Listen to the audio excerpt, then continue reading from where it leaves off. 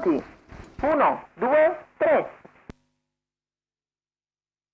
Segnale convalidato con Butterfly Horse veloce ad assumere l'iniziativa, mentre all'esterno anche Creonte Caff, poi Full Iron che parte benissimo e riesce a sopravanzare Butterfly Horse superando anche l'opposizione di Creonte Numero Caff. 5, Tenies, Full Iron squalificato. potrebbe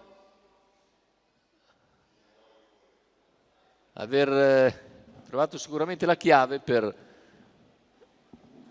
aumentare le proprie chance. Ora guida nei confronti di Butterfly Horse. Ripeto, numero 5 e Tenies, all'esterno. In terza squalificato. posizione infatti c'è Ellibro Dipa, quindi Full Iron con gran partenza dalla seconda fila dello start è riuscito a impossessarsi della testa e ora conduce.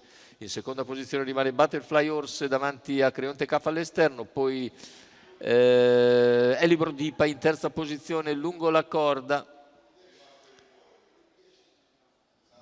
Se ne vanno i primi 800 metri di gara con Full Iron che li completa in 1.2.8. Percorsi esterne, cerca di muoversi anche Dandy de Godrel.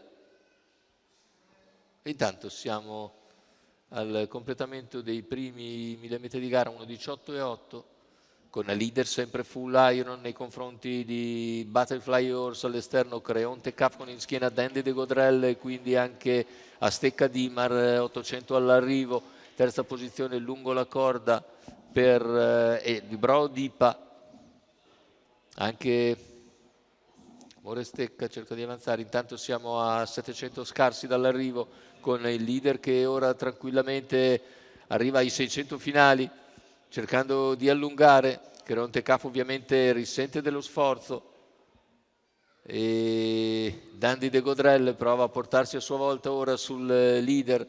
Alla corda c'è sempre Butterfly Horse, 400 alla conclusione con Full Iron leader, all'esterno c'è Dandy de Godrel che sta sopravanzando Butterfly Horse, ultimi 200 metri, entra in vantaggio addirittura d'arrivo Full Iron. Dandy de Godrel si impegna all'inseguimento, un po' in calo Butterfly Horse che rimane in terza posizione per il momento e vediamo nelle battute conclusive Full Iron e Lucio Curato che si impongono nettamente. Il secondo posto sul palo è per Dandy de Godrel, mentre per il terzo forse Today Winner Font riesce a prevalere su Butterfly Horse. La vittoria invece per Full Iron e Lucio Curato che si impongono quindi in questo trofeo delle regioni, nella finale del trofeo delle regioni. Vittoria ottenuta in partenza e ipoteca messa subito sulla corsa, mani sulla corsa per Full Iron e Lucio Curato che vincono davvero in maniera dispersiva. Il secondo posto è per Dandy de Godrel che lascia più indietro Today Winner Font, ci sarà probabilmente foto però per il terzo posto. La vittoria invece per conto di Sabina Breccia e del signor Jonathan Zammit.